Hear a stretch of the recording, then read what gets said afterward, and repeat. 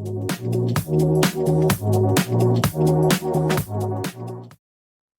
radio and TV personality Rob Pagetto in Toronto, Ontario, and we are gearing up for the Accounts Payable Leadership Conference in Chicago happening September 25th. And with me is Mary Tanner, Accounts Payable Manager with Stored Inc. Mary, how are we doing and where are you coming from today? I'm good, thank you. I'm coming from Birmingham, Alabama. Oh, I love it. Alabama, beautiful country out there. Thank you. So tell us a little about your business background.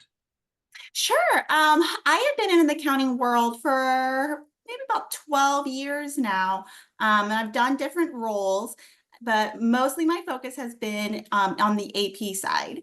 And I've done everything from just accounts payable clerk to accounts payable implementation to now accounts payable manager.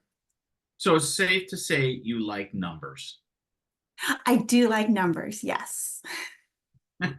Okay, so let's talk about your session in Chicago, the importance of establishing and sustaining strong vendor relationships. Give us a sneak peek as to what you'll be speaking about.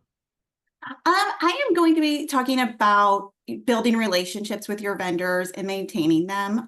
It's what I've always found to be very important in what I'm doing.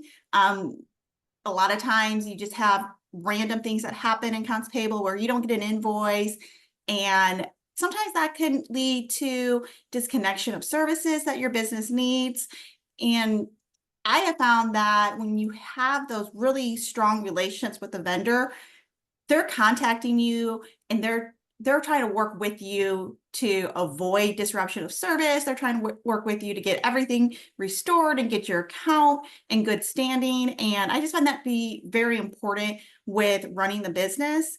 You don't want to have any interruptions. Let me ask you about this. So that relationship with a vendor, give me an example of maybe a bad situation, how you turned it into a positive situation, because that's got to happen all the time. Things Yes. happen, things get misplaced or wrong numbers. How do you tackle that? Absolutely. So years ago, I worked for a construction company, and we had a supplier that did majority of our supplies on the sites.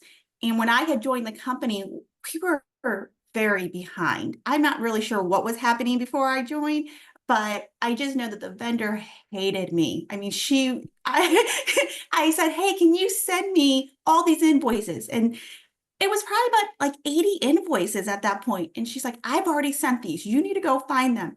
And it was very like short and abrupt. And I was like, oh my gosh, I don't even know her. And she really, really dislikes me. But I worked really hard to find all those invoices, get everything caught up, get all the approvals in, get her paid, to where after working with her for 3 years, if I missed any invoice, she no longer cared unless it went really far. I mean, we had like net 30 terms with and she would not bother me until something was 60 days late. And then she'd be like, hey, Mary, I think you missed something. Maybe you're missing this invoice. Totally changed her tone, changed the relationship. She was never, there was no threat of we're not going to deliver goods to your sites. But it was that she, after I really put that effort in, and she felt like, okay, I know someone's there. I know I can reach out to this person. I know I can trust this person. She backed off. She wasn't heavy on the collections, and it became a really easy working relationship with her. Yeah, it's all about communication and doing your due diligence and just turning it around. Exactly. Now, Yeah, what about AI? Is AI starting to affect what you guys do? it is. We do a lot of automation in my current company, and for the most part, it's wonderful. It helps tremendously to get things through. But we have found that, even with AI, some things still slip through the cracks. And we found invoices that got stuck in our system where we didn't know they were being stuck.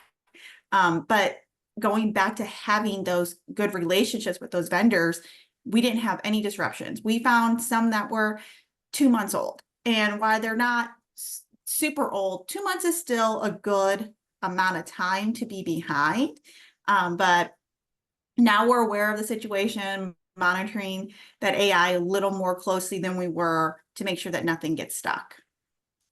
Wonderful. Now, before we leave and before I see you soon in Chicago, give me one fun fact about Mary Tanner. One fun fact, I love fast cars. Oh, nice. I have a 1972 Corvette. I wish I could bring it to Chicago, but it's a little too far of a drive. What would be your dream car? Oh, my dream car. Well, my dream car is not a fast car. It's the Mercedes G-Wagon. It's not the fast car, but that's my dream car. It looks fast. Mary, It looks thanks fast. for your time. Looking forward to seeing you in Chicago and being part of your session. And yeah, we'll see you then. All right, great. Thank you.